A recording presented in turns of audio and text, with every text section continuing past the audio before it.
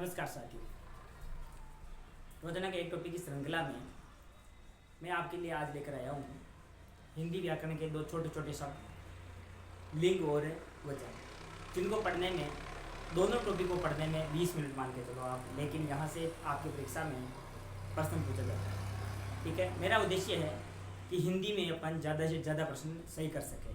ठीक, तो आज के टॉपिक की शुरुआत करते हैं। सबसे पहले पढ़ेंगे अपन लिंग। देखो, लिंग में लिंग परिवर्तन से भी प्रश्न पूछा जाता है। लिंग परिवर्तन अपन पढ़ेंगे, बहुत सारे हैं लिंग में। आ बना आज जोड़कर ई जोड़कर, लेकिन अपन पढ़ेंगे जहाँ से सबसे ज़्यादा प्रश्न पूछा जाता है और गलत होता प्रश्न, वहाँ से अपन पढ़ेंगे। ठीक, इन्हीं प्रत्यय जोड़कर, कौन सा प्रत्यय जोड़ेंगे? इन्हीं प्रत्यय। और इन्हीं प्रत्यय जोड़कर अपन इसलिए पढ़ रहे हैं, समझना मित्रों बात को, क्योंकि यहाँ से शब्द शुद्धि में प्रश्न पूछा जाता है। शब्द शुद्धि में सबसे ज़्यादा प्रश्न यहीं से पूछे गए हैं। कहने का मतलब ये है कि जैसे ही शब्द दिया होता है अपन को वो शब्द गलत लगता है वो शब्द, और वहीं से एग्जामिनर प्रश्न पूछ लेता है। ठीक है, जैसे कि हंस शब्द है हंस, अगर इसका स्त्रीलिंग रूप बनाया जाए तो क्या बनेगा? हंसिनी। जबकि अपन बोलने में, बोल के देखो एक बार, आप सभी बोल के देखो, हंस नहीं बोलते अपन, क्या बोलते हैं? हंसनी। जबकि वास्तव में शब्द क्या होता है? हंसिनी शब्द होता है, इसलिए पूछ लिया जाता है। हाथी शब्द में हथनी बोलते हैं अपन, क्या बोलते हैं? हथनी। जबकि शब्द क्या होता है? हथीनी शब्द होता है। ऐसा ही शब्द है सरोज शब्द। क्या शब्द है? सरोज, है ना। अधिकतर लोग लड़कियों का नाम रखते हैं सरोज, लेकिन वास्तव में ये सरोज जो शब्द है यह कमल का पर्यायवाची। किसका पर्यायवाची है? कमल का पर्यायवाची है। ठीक है, तो कमल तो क्या है? पुल्लिंग शब्द है, तो इसको स्त्रीलिंग में क्या बदलेंगे? सरोजिनी। जबकि अपन बोलेंगे तो ये बोलेंगे कि सरोजनी, जबकि सरोजनी शब्द नहीं होता। शब्द क्या होता है? सरोजिनी शब्द होता है। जैसे शब्द है कमल तो क्या हो जाएगा? कमलिनी। शब्द है तपस्वी तो क्या हो जाएगा? तपस्विनी। और राग शब्द है तो क्या हो जाएगा? रागिनी। मैंने पहले कहा मित्रों, बहुत सारे हैं ऐसे नियम इनके बदलने के, लेकिन सारे अपन नहीं पढ़ेंगे। अपन सिर्फ अपने काम के पढ़ेंगे जो हमारे एग्जाम के लिए जरूरी है। ठीक, आइन प्रत्यय लगाकर, आयन नहीं है, आइन है। ठीक है, यहाँ से भी शब्द शुद्धि में प्रश्न बनता है। जैसे ठाकुर शब्द है, ठाकुर शब्द का अगर लिंग परिवर्तन करेंगे तो शब्द ठकुरायन नहीं बनता, ठकुराइन बनता है। क्या बनता है? ठकुराइन। ठीक, चौधरी शब्द है तो शब्द क्या बनेगा? चौधराइन। ठीक, ऐसा ही शब्द है लाला तो क्या बनेगा? ललाइन। क्या बनेगा? ललाइन। याद रखना मित्रों, लालाइन नहीं होगा, शब्द क्या बनेगा? ललाइन। ठीक है, हाँ। गुरु शब्द है तो क्या बनेगा? गुरु आइन। क्या बनेगा? गुरु आइन। और शब्द है पंडित तो क्या बन जाएगा? पंडित आइन। ठीक, शब्द है मुंशी तो क्या बन जाएगा? मुंशी आइन। देखो, लिंग परिवर्तन के बाद एक और प्रश्न पूछा जाता है, सेकंड ग्रेड फर्स्ट ग्रेड में भी पूछ लिया जाता है। ऐसे जीव जिनका उच्चारण शुरू से एक ही लिंग में होता आया है, उनका लिंग परिवर्तन करने के लिए उन शब्दों के आगे या तो नर जोड़ा जाएगा या फिर मादा जोड़ा जाएगा। जैसे आपके सामने कुछ उदाहरण है। जैसे खरगोश शब्द है, आप सभी को विदित है कि खरगोश वर्तमान में कौन से लिंग में है? पुल्लिंग में। अगर इस शब्द का अपन स्त्रीलिंग में बदलेंगे इस शब्द को, तो आगे क्या लगा देंगे? मादा। और शब्द क्या बन जाएगा? मादा खरगोश।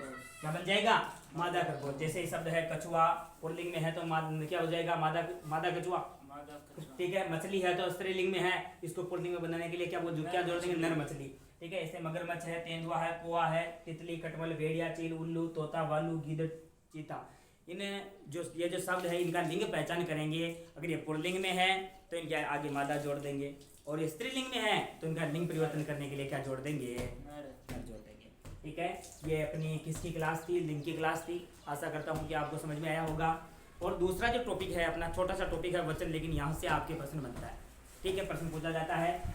देखो, लिंग भी हिंदी में कितने माने गए हैं? दो माने गए हैं, पुल्लिंग और स्त्रीलिंग। ठीक, और वचन भी कितने माने गए हैं? हिंदी व्याकरण में सिर्फ दो ही माने गए हैं, एक वचन और बहुवचन। ठीक, अगर लिंग की बात करें तो शाब्दिक अर्थ होता है निशान। क्या होता है? निशान। और अगर इसकी बात करें तो इसका शाब्दिक अर्थ होता है या परिभाषा होती है कि एक या अनेक का बोध कराने वाले शब्द क्या कहलाते हैं? वचन कहलाते हैं। ठीक है, हाँ। और कितने माने गए हैं? दो माने गए हैं, एक वचन और बहुवचन। एक संख्या का बोध कराने वाले एक वचन, और एक से अधिक का बोध कराने वाले को बहुवचन कहा जाता है। देखना मित्रों, एक एक लाइन हमारे लिए काम की है। ठीक है, तो समझते हुए चलेंगे। एक वचन के नियम है कि द्रव्यवाचक संज्ञाएं जो है, संज्ञाएं पढ़ी अपन ने। जातिवाचक संज्ञा होती है, जातिवाचक संज्ञा के कितने भेद माने थे अपन ने? दो भेद माने थे। ठीक है, एक तो द्रव्यवाचक संज्ञा और एक माना था समूहवाचक संज्ञा। याद रखना मित्रों, दोनों के उदाहरण किसके उदाहरण है? एक वचन संज्ञा, एक वचन के उदाहरण है। ठीक है, जैसे कि शब्द है दूध, घी, सोना, चांदी, छाछ, दही, ये सभी किसमें आएगी? द्रव्यवाचक में, और ये एक वचन के अंतर्गत गिनी जाती है। समूहवाचक अपन ने वहां पर शब्द देखा था समूहवाचक, जो समूह का बोध कराते हैं, ये हम यहाँ से हमारा प्रश्न गलत हो सकता है।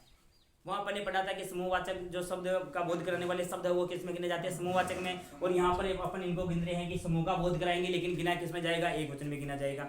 जैसे आपके सामने शब्द है संघ, संसद, काफिला, रेवड़, एवड़, जत्था आदि, ये सभी शब्द किस में गिने जाएंगे, एक वचन में, क्योंकि नियम हम मित्रों मानना पड़ेगा। ठीक है, आगे चलते हैं कि ऐसे शब्द जो हमेशा एक वचन में रहते हैं, यहाँ से गिनती में बता नहीं सकता आपको कि कितने बार प्रश्न पूछा जा चुका है और कितनी बार शब्द रिपीट हो चुके हैं। ठीक है, हाँ देखते हैं। जनता शब्द अब तक रिकॉर्ड तोड़ चुका है, पता नहीं कितनी बार पूछा जा चुका है। प्रजा शब्द दल, गण, समूह है।